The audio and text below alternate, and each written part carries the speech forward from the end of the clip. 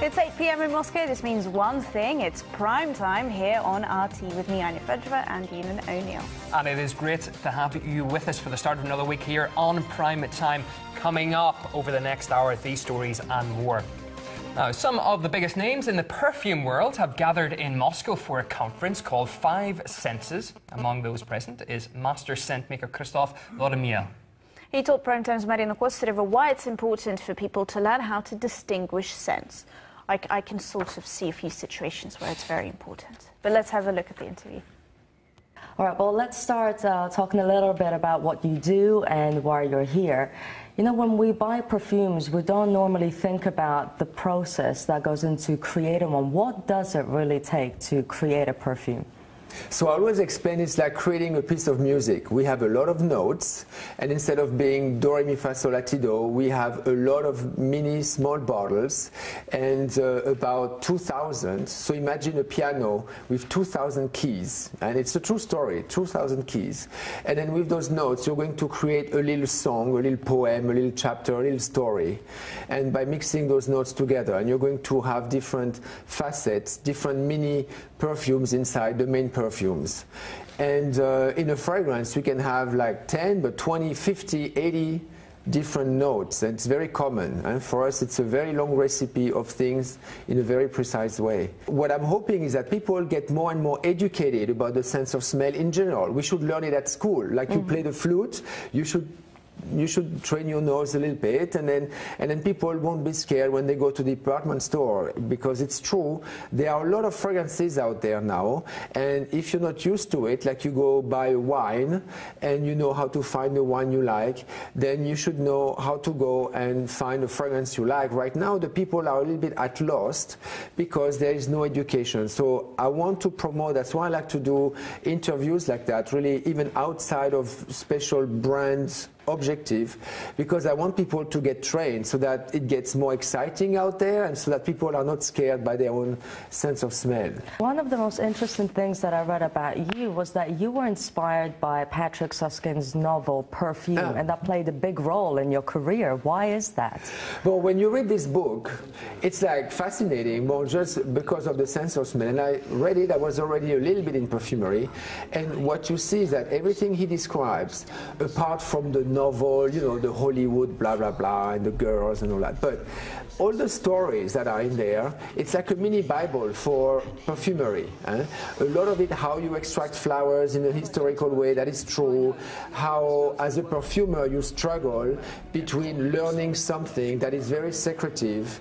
How your mentor also tries to teach you something. All the back and forth between Grenouille and Dustin Hoffman in the movie. It's very humoristic, but it's true. It's really the way it happens. Just like you see, I don't know, someone in karate, a young guy in karate learning from an old master in karate or in judo, in martial art. It's exactly the same intense relationship, and I find all this fascinating. And then of course it was about the history of perfumery. There are very little books about the history of perfumery that are real books. So I think it was cool. And then I was like, well, it's missing one thing for this thing. It's like a scent track. So by myself, I started to create all the different scents to go along. And I did not need to, because I could do it in the lab, but I was like, I'm sure some people would love it, and we could start different discussions. Because it's not only the smell of lavender and roses, which are nice, but there are plenty of other things. And in the books, you have a lot of things about nasty smells, and it's like the horror movie of perfumery, and I want to show that to people. There's also work to create a chaos or to create a stench. And then this personality problem. So no, I am not scentless. So people were asking if I'm scentless. I am not scentless, on the contrary. I love to wear fragrances, even when I work.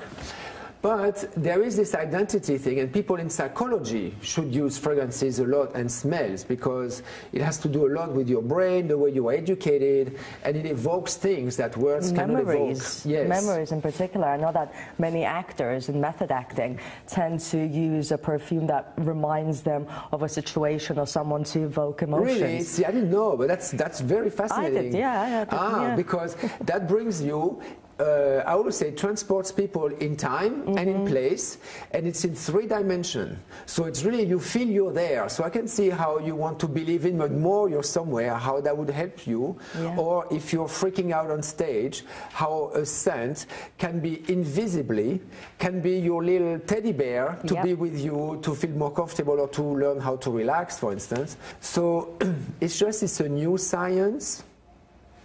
Because the nose is very complicated, so people studied the eyes before the nose, but now they're getting to it, so it's a new science. The scent players, it's also a new technology. It's only like 5 or 10 years that we have very good scent players now to do nice things in the air, to respect the fragile notes, the fragile ingredients and all that.